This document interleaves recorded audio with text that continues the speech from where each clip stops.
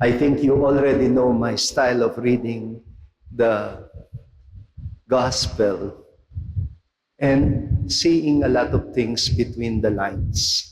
I hope you don't mind that this evening I'm doing some reading between the lines. Sabi kasi nung gospel reading natin, the host invited or asked his servant to call in the blind and the lame and the crippled.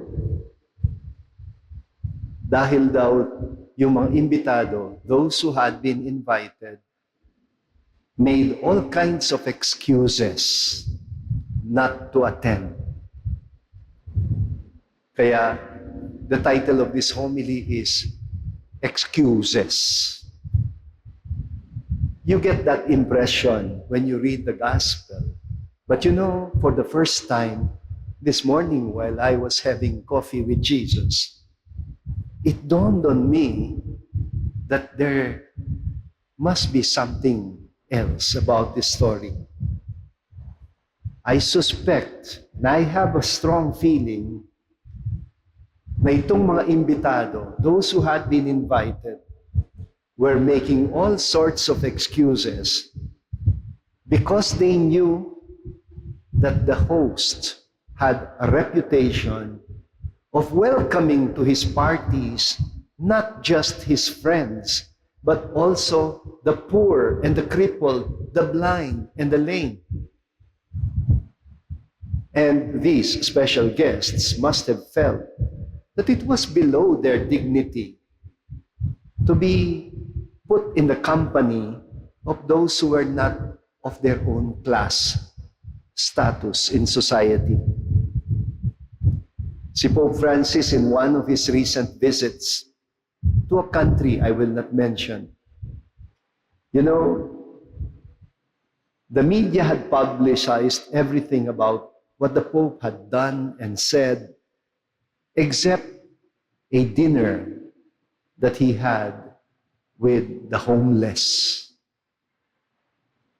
Every now and then, during his visits, Pope Francis does certain things that do not please the leaders of his host countries. For example, his efforts to call attention to the plight of the poor and the marginalized, especially the migrants and the victims of human trafficking. The leaders usually find these gestures offensive or even uncomplimenting. They expect the Pope, as a state visitor, to just follow the usual protocol for the guests in a state visit, to abide by the ceremonials and the photo ops, to toast champagne exclusively with the monarchs and political leaders who are welcoming him. I imagine the kind of discomfort that the Pharisees felt about Jesus when Jesus welcomed in his company tax collectors and even prostitutes, or even people who were categorized in Jewish society as impure, unclean, or sinners. Palagay ko yun ang reason kung bakit, I think this is the reason why the Pharisee Nicodemus, in spite of the fact that he admired Jesus, preferred to meet with Jesus in the dead of night. Or do you remember that Pharisee named Simon who felt scandalized that Jesus allowed a woman of bad reputation to massage his feet with oil during a dinner that was given to him by a Pharisee? Up until this day and age, we still have fellow Catholics who prefer to make the Eucharist an exclusive meal for the righteous, the holy ones, and the deserving, rather than see it as a body broken for broken people like you and me. They usually frown at the idea of widening the spaces of the tents of the church in order to accommodate even the rejects and the excluded. How do you think the father in the parable, how do you think he must have felt when his righteous older son refused to partake of the fattened calf which had been slaughtered for the banquet and prepared in order to welcome home his prodigal brother? Hindi ako kasali dyan, he said. He refused to enter the house and join the party. And when Jesus invited himself to dinner with Zacchaeus, Jesus did not say, magpakabait ka muna.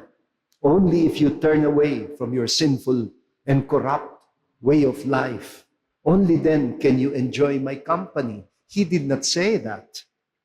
Rather, his merciful, non-judgmental, and welcoming treatment of Zacchaeus was enough to make Zacchaeus come down from his sycamore tree and give up his corrupt way of life and follow Jesus.